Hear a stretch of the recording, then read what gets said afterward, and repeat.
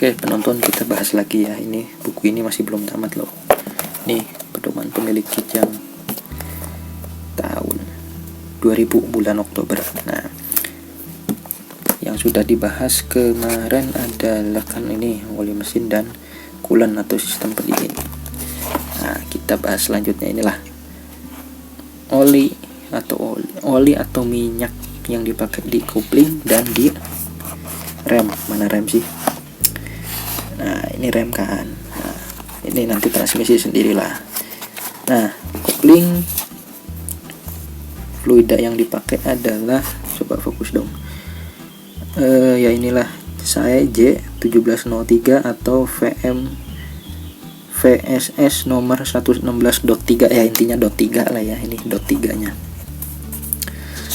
Kemudian kalau rem, nah, rem fluidanya sama tuh, minyak remnya adalah saya J1703 atau VMVSS nomor 116.3 ya, yang penting itu dot 3 nya ya. Kode apa sih itu? Nah, dot itu kan singkatan dari Department of Transportation. Nah, untuk oli yang jenis ini sendiri sebetulnya ada dot 3, dot 4, dot 5 dan dot 5,1 kalau nggak salah. Cuma yang paling common, paling umum ditemui di Indonesia yang ini, dot 3 ini yang paling umum, jadi kita nggak susah nyarinya kebetulan. Nah, kan ada dot 3, dot 4, dot 5, dot 5,1. Apa sih bedanya gitu?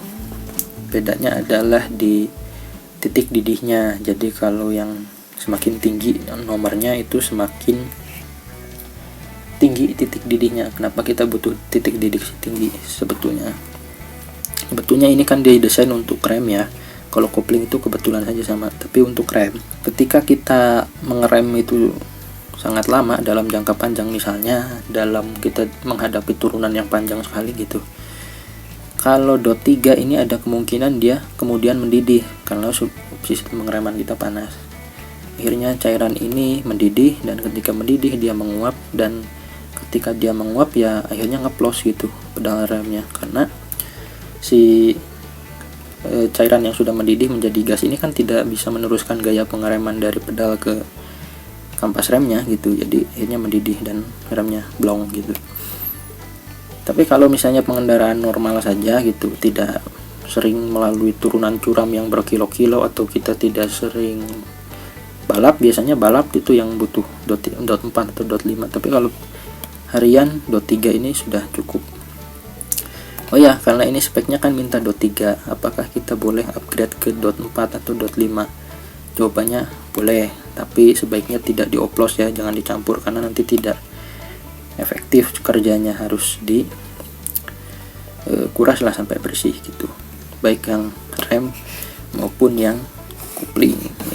Nih, kopling juga kan pakai dot 3 nih, karena kebetulan koplingnya Kijang itu kan lumayan canggih lah pada zamannya ya, karena sejak generasi super pun dia pakai sistem hidrolik, dan kalau kopling pakai hidrolik ya pakai minyak yang sama dengan rem, yaitu dot 3. Makanya kalau mobil-mobil sekarang kadang yang koplingnya pakai hidrolik, reservoir antara minyak kopling dan rem itu digabung biar menghemat biaya produksi ya. Kalau di Kijang ini dipisah. Kenapa dipisah? Ya mungkin supaya kalau satu rusak yang lain gak ikut pengaruh gitu. Contohnya, oke, kita kasih contohnya. Ini dot 3 tuh, yang dari Toyotanya ya, saya fokus. Nah, brake fluid dot 3. Kalau yang ini lumayan mahal, ini segini 300 berapa mili nih, 354 mili, harganya 52.000, mahal ini. Tapi kalau kita beli di luar yang bukan merek Toyota nya, ada yang 50.000 sudah dapat 1 liter ada. Kemudian kalau kita mau nguras butuh berapa ya? Nah, untuk kalau mau nguras sampai bersih termasuk proses kocok-kocoknya itu, kalau rem butuh 2 botol ini, koplingnya juga butuh 2 botol ini, jadi ya mungkin sekitar 700 mili ya yang masing-masing antara kopling dan rem gitu. Oh ya, di pasaran juga oli yang dot 3 ini, baik dot 3 dot 4 juga sama sih, ada yang warnanya kuning kayak minyak goreng, ada yang warnanya merah. Nah, bedanya apa? Nggak ada bedanya, cuma beda warna aja. Mending yang mana? Kalau kata saya mending beli yang kuning. Yang kuning itu begitu minyaknya udah jelek, udah kadaluarsa lah, udah lama, dia berubah warna jadi keruh gitu. Sedangkan kalau yang merah nggak kelihatan gitu antara yang masih bagus dengan yang udah jelek tuh, warnanya gitu-gitu aja. Jadi saran saya mending beli yang kuning. Ketika dia udah jelek itu jadi keruh, kelihatan, oh itu tanda buat kita nguras gitu, harus dikuras. Berarti dengan kebutuhan ya, kata saya tadi, masing-masing 2 botol, antara rem 2 botol, kopling 2 botol juga. Kemudian kalau salah satu dikuras, menurut saya mending dua-duanya dikuras. Kalau kita nguras rem, sekalian kita nguras kopling. Kenapa? Itu juga bisa jadi patokan, bisa jadi tanda ketika ada kerusakan di salah satu sistemnya. Misalnya sebelumnya kita kuras bareng nih antara rem dengan kopling, kemudian setahun atau 2 tahun kemudian yang remnya itu lebih keruh dari yang koplingnya, atau yang koplingnya lebih keruh dari yang remnya. Nah, itu bisa jadi salah satu tanda kerusakan, bahwa di sistem rem kita mungkin ada yang rusak, atau di sistem kopling kita ada yang rusak. Ketika satu lebih keruh dari yang lainnya, bisa dicurigai itu ada kerusakan di situ gitu. Oke, jadi kesimpulannya gimana? Kopling dan rem sama-sama standarnya pakai dot 3. Dot 3 ini yang paling umum ditemui di pasaran di Indonesia saat ini. Boleh di-upgrade ke dot 4, dot 5 atau 5,1, tapi jangan dioplos. Belinya yang warna bening supaya kalau dia sudah kadaluarsa minta diganti itu kelihatan dia jadi keruh.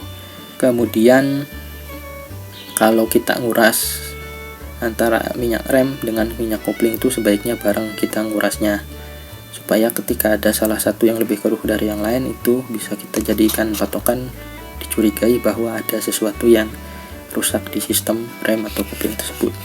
Oke, segini dulu ya. Nanti dilanjut untuk info-info berikutnya di video berikutnya aja biar agak terlalu panjang ya. Terima kasih sudah menonton dan sampai jumpa di video yang lain lagi.